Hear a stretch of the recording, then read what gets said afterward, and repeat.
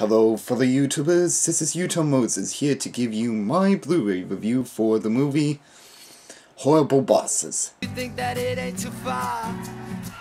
So the movie is about 3 employees who have the worst bosses that no other human being could tolerate with.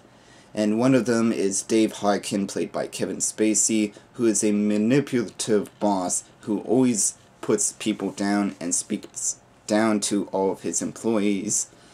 And he works at this accountant or insurance company, I really don't know.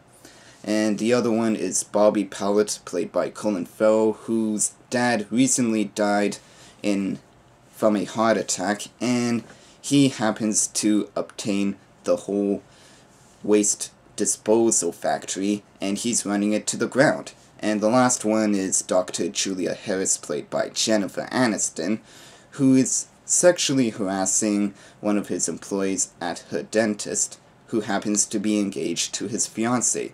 So all 3 of them plan to kill their bosses in the most labyrinth, flawed way that they could possibly think of.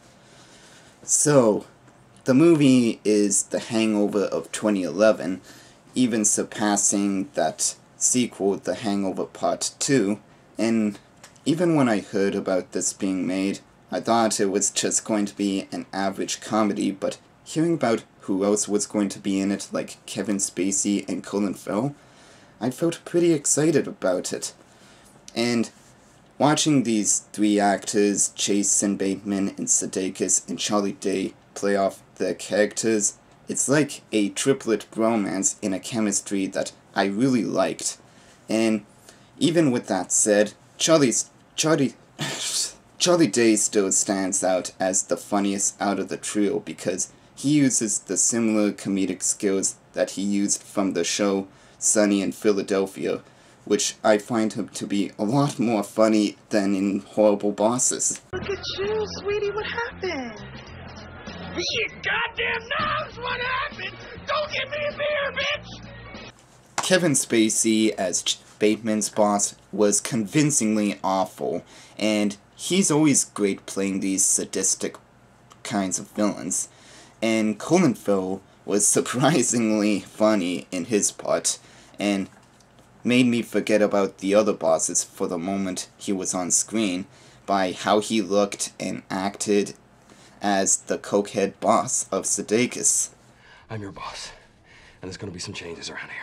Can't wait to hear him. Okay, first things first. Envirotech Waste Management. What the fuck's this about? It's costing us a lot of money. Your dad made the choice to dispose of our chemical waste responsibly. In order to do that, you gotta spend a little more money. Bolivians said they'd do it for 1/3 of the price. I'm gonna hire them. No, you can't go to them. We Why? shouldn't do it because they're gonna endanger thousands of local residents. Oh, I give a fuck. Some local tribesman gets cancer. Cry me a fucking river. Jamie Foxx, with the screen time that he had in the movie, was pretty memorable as the shoestring criminal Motherfucker Jones. Pardon me, Motherfucker Jones. With the backstory that he's given as to how he got the name and why he did time in prison. And this was directed by Seth Gordon, who has also directed the documentary Freakonomics and the holiday movie Four Christmases, which I only saw bits and parts of that. So Horrible Bosses was the first movie that I saw of his, and how it was done. He never goes over the line of raunchiness, and at the same time, it's never a dull moment. And I just like how the storytelling is done, which is very important for a comedy if you like to laugh in it, because it never becomes predictable. And if there was a few complaints that I want to make towards Horrible Bosses, is the Jennifer Aniston boss, which I like her, and I like a lot of her sexy moments. It's just that a lot of her dialogue is really corny and tongue-in-cheek, and how they fit in that part where Charlie Day's speaking dirty to her at the last moment felt very crowbarred in. So overall, Horrible Bosses is more than just an average comedy with a lot of the great effort from the ensemble cast and the writers' work on it.